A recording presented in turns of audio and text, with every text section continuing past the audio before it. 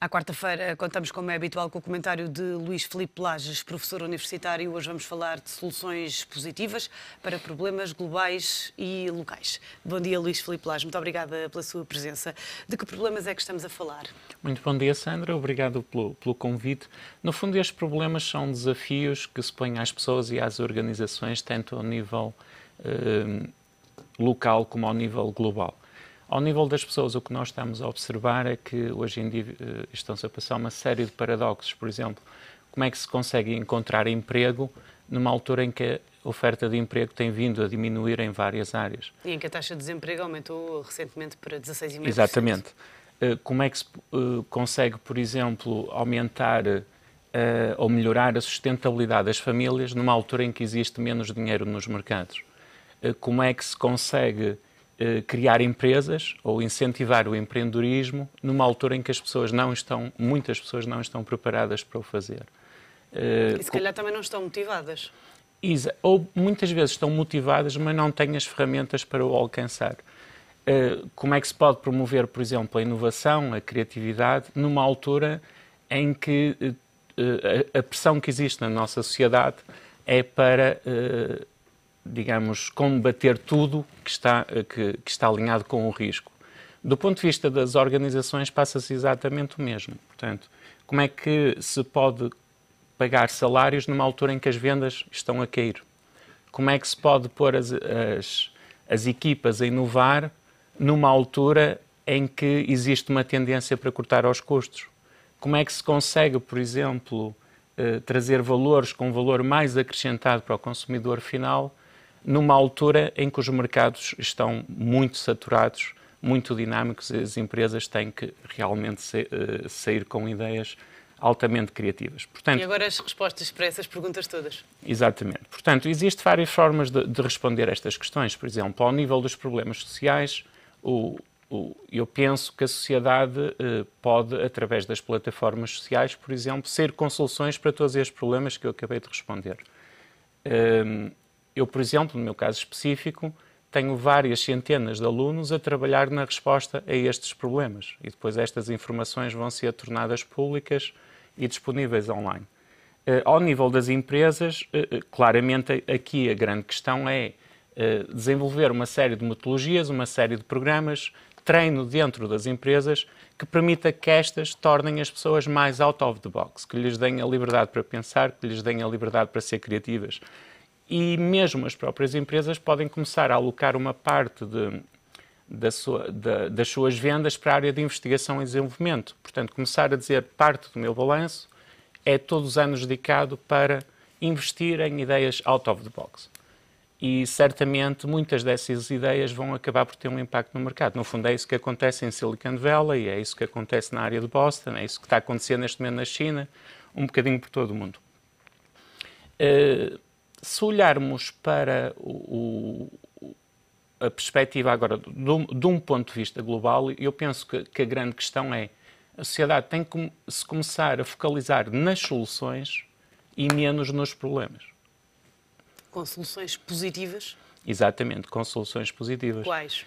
Eu posso lhe dar um exemplo muito concreto. Por exemplo, ontem fui às compras e tive o prazer de conhecer uma pessoa, o Sérgio, que me prestou um serviço excepcional.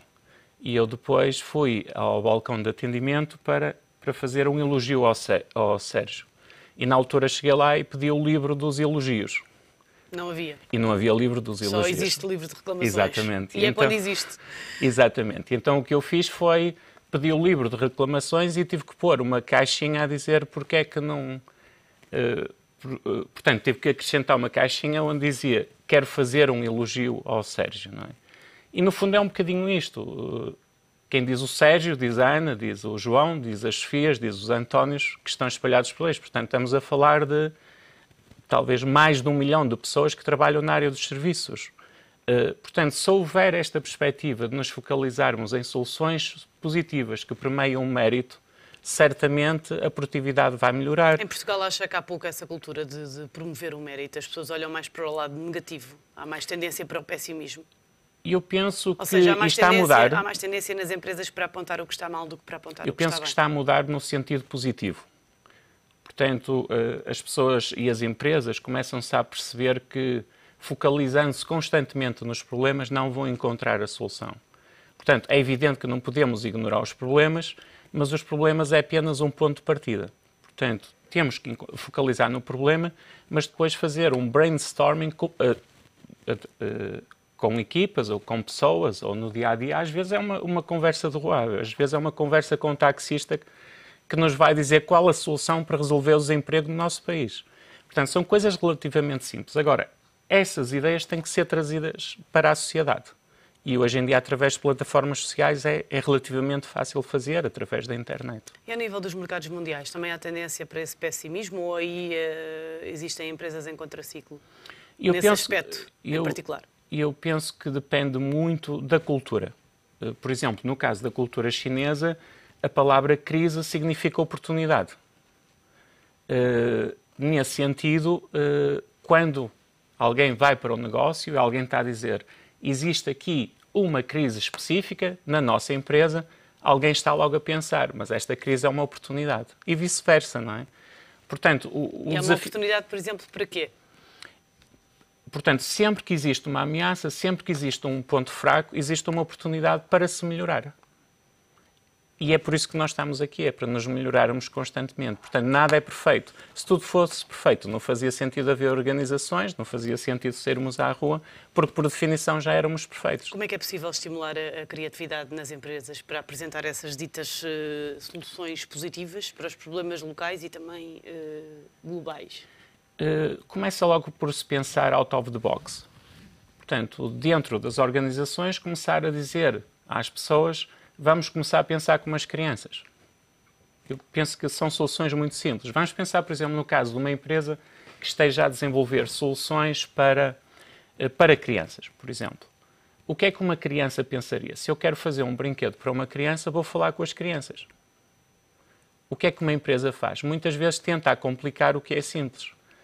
Portanto, vai desenvolver modelos altamente complexos, balance scorecards, sair com vários meetings do board para sair com um produto.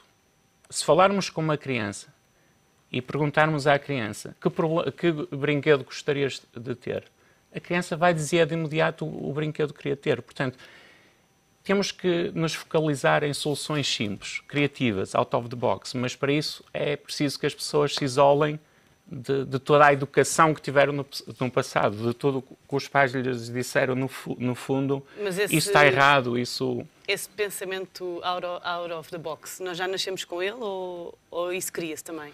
Eu penso que nós nascemos com ele e ao longo dos anos vamos perdendo, por causa do nosso contacto com a sociedade. Portanto, a sociedade começa a dizer isso está certo, isso está errado, isso está certo, isso está errado. E na realidade, o que é certo e errado? Depende muito da cultura, não é? No último programa tinha dado alguns exemplos com crianças, mas se nós falarmos, por exemplo, para um serviço, o que é certo ou errado? Por exemplo, vamos pensar qualquer que seja o serviço, vamos pensar, por exemplo, no caso de alguém que está a fazer um atendimento ao público.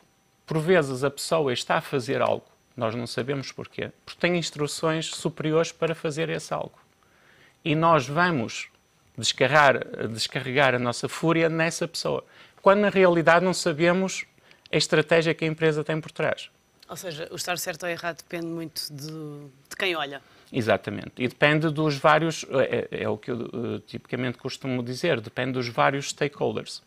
Deixa-me dar um exemplo muito concreto. Para terminar, Luís. Para terminar, muito bem. Deixa-me dar um exemplo muito concreto. Por exemplo, quando os nossos filhos vão deitar, muitos deles, eles dizem assim, não me apetece dormir porque estou cansado. Nós podemos dizer ao nosso filho, se tu não descansares, amanhã não vais jogar bem futebol. Se nós dissermos, tens que ir dormir, porque senão amanhã o papá não consegue ir trabalhar, o nosso filho não vai dormir. Portanto, temos de deixar de nos centrarmos em nós mesmos e passarmos a centrar nos outros. Luís Filipe Lage, muito obrigada e até ao próximo programa.